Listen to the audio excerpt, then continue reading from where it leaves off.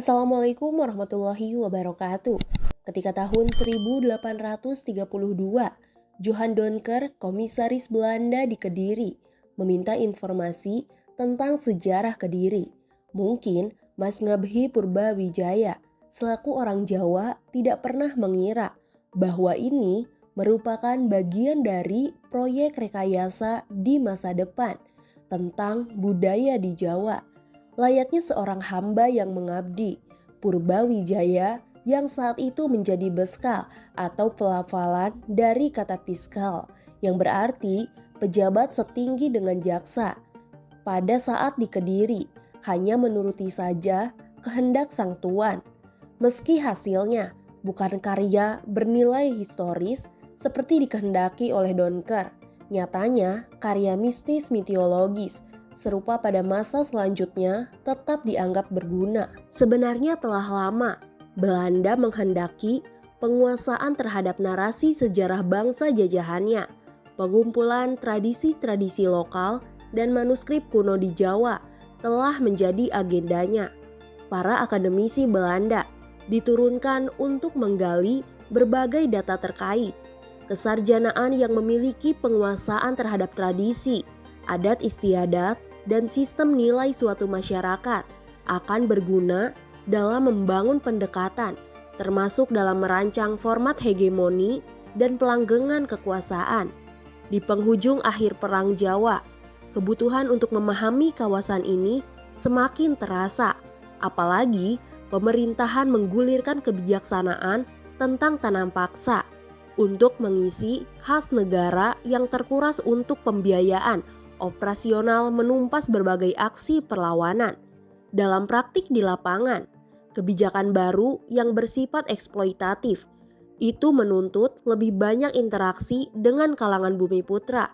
Karenanya, pendidikan bagi para pegawai dan pejabat Belanda hendaknya diarahkan untuk memahami bahasa dan budaya rakyat setempat. Nederlandsending Genootschap atau Lembaga Misionaris Belanda menangkap peluang ini dengan baik. Pada abad ke-19, bisa dikatakan merupakan era baru bagi penginjilan di Nusantara. Banyak kesempatan dan celah yang bisa dimanfaatkan oleh kalangan pewarta Injil. Pada masa sebelumnya, keberhasilan penginjilan di Jawa bisa dikatakan sangat minim. NZJ menawarkan konsep lembaga bahasa Jawa yang memungkinkan pegawai dan pejabat Belanda dididik untuk memahami adat istiadat dan bahasa Jawa. Gayung pun bersambut. Tidak benar jika sejumlah akademisi Kristen menolak teori adanya keterkaitan antara gereja dan pemerintah negara jajahan. Dalam kasus Lembaga Bahasa Jawa, inisiatif awal kerjasama justru bermula dari Badan Penginjilan.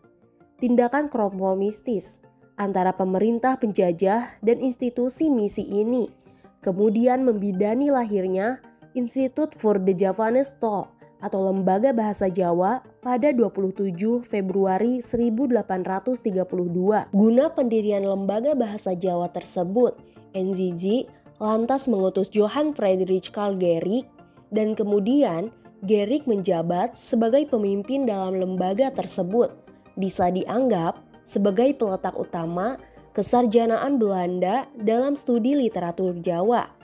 Awalnya, ia tiba di Surakarta pada tahun 1827 untuk menerjemahkan Bible ke dalam bahasa Jawa. Dan pada tahun 1829, ketika salah seorang pangeran dari Kasunan hendak belajar agama ke pesantren di Tegalsari Ponorogo, Gericke mengikuti dengan tujuan lain, yaitu belajar tentang literatur Jawa selama 9 bulan. Perjalanan Gericke selalu ia laporkan kepada induk semangnya di Nederland Bijbel Genootschap di Amsterdam. Lembaga Bahasa Jawa didirikan dengan berbagai tujuan yang hendak diraih bagi pemerintah negara jajahan. Keberadaan lembaga yang mampu menyediakan tenaga terdidik untuk berdialog dengan pribumi dinilai menguntungkan dalam upaya menjaga stabilitas dan memelihara hegemoni. Sementara itu, Bagi kalangan Zending Belanda, Institute for the Javanese Taal akan menjadi ujung tombak bagi penerjemahan Bible ke dalam bahasa Jawa. Dengan demikian, kepentingan kolonialis dan misionaris terpadu menjiwai semangat pendirian lembaga ini. Pemerintah Belanda bukannya tidak mengetahui bahwa di antara tujuan pendirian lembaga itu berhubungan langsung dengan kepentingan misi Kristen. Baud mengungkapkan penawarannya tentang pendirian lembaga bahasa tersebut kepada Gubernur Jenderal Belanda sebagai berikut. Jika pemerintah setuju, maka akan didirikan institut di Jawa untuk studi bahasa-bahasa Timur dengan maksud memajukan usaha penerjemahan Alkitab. Institute for the Javanese Taal memiliki banyak peran yang strategis dalam menentukan wajah Jawa. Berbagai kitab kuno diteliti ulang. Sejumlah pandangan hidup Jawa diberi pemaknaan baru dan kebanggaan terhadap masa lalu, terutama di era pra-Islam, dan dikembangkan secara masif. Bahkan, beberapa wujud kebudayaan yang menampakkan ansir Hindu-Buddha dilegitimasi sebagai bentuk kebudayaan asli Jawa. Sementara itu, produk kebudayaan Islam dibiarkan tenggelam dan kalaupun diangkat, biasanya lebih pada wujud kebudayaan era transisional yang masih kental dengan sifat dekaden. Berbagai langkah ditempuh guna menjinakkan Islam, termasuk inisiatif bagi terwujudnya segregasi antara Islam dan budaya Jawa. Islam dianggap sebagai bahaya laten yang berpotensi melawan pemerintah kolonial. Upaya pemerintah penjajah ini sudah tentu didukung penuh oleh kalangan misionaris Protestan maupun Katolik. Karl Stranding, seorang akademisi, menggambarkan bahwa Islam dianggap sebagai kekuatan yang harus diminimalisasi dengan berbagai cara. Langkah yang ditempuh pun beragam. Namun, terdapat ciri yang serupa, yaitu penggambaran Islam sebagai musuh menakutkan yang tidak harus diserang secara langsung, tetapi dihadapi dengan mempromosikan kebiasaan rakyat kuno, adat, dan agama rakyat, juga melalui perawatan kesehatan dan pendidikan barat. Van Renwick, mantan konsul Zending, mencirikan strategi ini dengan kalimat, strategi memangkas Islam. Bagi kalangan misionaris, keberadaan lembaga tersebut menunjukkan bahwa mereka tidak mengingkari adanya penjajahan di Jawa. Pembentukan lembaga ini justru merupakan bentuk dukungan kalangan misi Kristen terhadap kekuasaan dan hegemoni pemerintah kolonial Belanda. Dalam salah satu surat untuk Nederland Bible Genooskap, Masyarakat Bible Belanda, pada Oktober tahun 1852,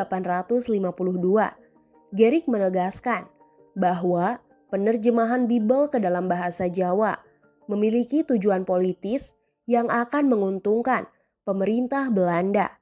Alasannya, ketika pemerintah telah menawarkan pendidikan bagi orang Jawa tanpa diimbangi dengan penyebaran Injil, sangat mungkin rakyat jajahan akan menyulitkan bagi pemerintah pada masa yang akan datang. Gericke menyatakan bahwa jika mereka diberi pendidikan tanpa serentak mengajar mereka mengenal Tuhan dan takut akan Dia di masa datang, dan mereka tidak akan dapat lagi diatur dengan mudah dan mungkin akan terdorong untuk melemparkan beban yang selama ini mereka pikul dengan sukarela dan taat. Hasil kerja dari Gericke membuahkan hasil dengan penerbitan terjemahan Perjanjian Lama pada Oktober 1852 dan diterbitkan ulang dalam 3 jilid tebal berbentuk oktav pada tahun 1854. Pada saat buku itu terbit, NBG menyatakan bahwa Bible yang berbahasa Jawa merupakan hadiah yang layak untuk mengimbangi harta kekayaan yang setiap tahun mengalir kepada kita dari pulau yang diberkati dengan kekayaan alam yang begitu banyak. Jadi, pendirian dari Institute for the Javanese Taal yang digawangi oleh kalangan penginjil dari NCG yang tidak murni bersifat akademisi, apalagi pengembangan dari budaya. Juga bukan sekedar menyangkut kepentingan penyebaran agama Kristen belaka. Secara tidak langsung juga menunjukkan support dari kalangan misi terhadap keberlanjutan sistem tanam paksa. Juga memperlihatkan dukungan dari lembaga penginjilan terhadap upaya melanggengkan penjajahan di Jawa. Bagaimana menurut kalian? Tulis pendapat kalian di kolom komentar.